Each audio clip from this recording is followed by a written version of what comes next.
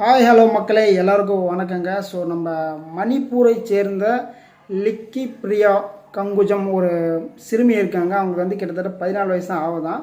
அவங்க ஒரு விஷயத்தை அண்ணன் சிஎம் அவர்கள் விஜய் அவர்கள் இருக்கார்ல, அவங்களுக்கு ஒரு பதிவு ஒன்று போட்டிருக்காங்க. என்ன பதிவுனா பின்னாடி உட்கார சேர்ஸ் இருக்குல்ல, ஸோ சேர்ஸில் வெள்ளை டவல் போட்டு உட்கார ஒரு விஷயம் இருக்குது. அது என்னென்னா பிரிட்டிஷ் காலத்தில் இங்கிலாந்துலேருந்து அந்த பதிவு பண்ணிகிட்ருக்காங்களாம்.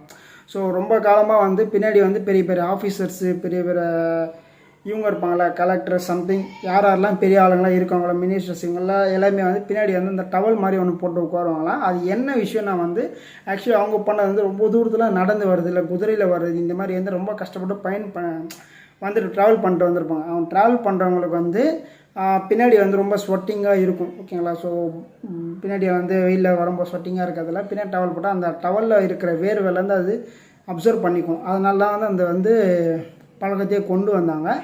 அந்த பழக்கம் காலங்காலமாக போயிட்டே தான் இருக்குது.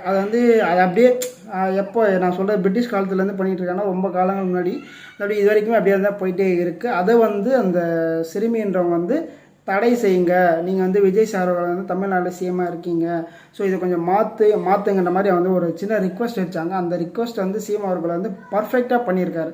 ஸோ ஒரு சின்ன பொண்ணு சொல்கிறாங்க, அதெல்லாம் அவர் எதுவும் யோசிக்கல. ஒருத்தங்க ஒரு கருத்து வச்சுருக்காங்கன்றது அவரால் முடிஞ்ச அளவுக்கு பண்ணணும்னு சொல்லி இப்போ சோஷியல் மீடியாவில் பயங்கர ட்ரெண்டிங்காக போயிட்டுருக்கு.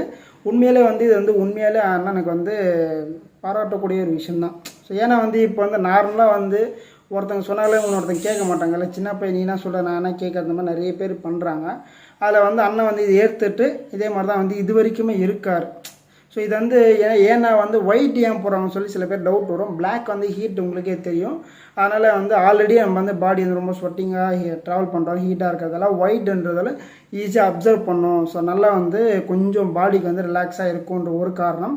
இரண்டாவது காரணம் என்னென்னா, நம்மள எவ்வளோ அழுக்கு இருக்குன்றது நம்மளுக்கு ஓரளவுக்கு தெரியும்.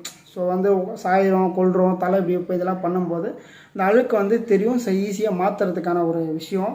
இது நிறைய பேருக்கு தெரிஞ்சு போகிறாங்களா தெரியாமல் போகிறாங்க நம்மளுக்கு தெரியல. பட் சிஎம் அவர்கள் சொன்ன உடனே பண்ணது உண்மையிலே எனக்கு ரொம்ப சந்தோஷமாக இருக்குது. ஸோ பயங்கர ட்ரெண்டிங் பண்ணுறேன். இது தவிர்த்து அண்ணன் நிறைய விஷயங்கள் பண்ணிகிட்டே இருக்காரு. உண்மையிலே ரொம்ப சூப்பர். தமிழ்நாட்டுக்கு ரொம்ப ரொம்ப முக்கியமான விஷயங்கள்லாம் பண்ணிகிட்ருக்காரு. எனக்கு ரொம்ப சந்தோஷமாக இருக்குது. மக்கள் உங்களோட கருத்துக்களை இருந்தால் மறக்காமல் பதிவு பண்ண வார்த்தையில் சந்திக்கும். நன்றி, வணக்கம்.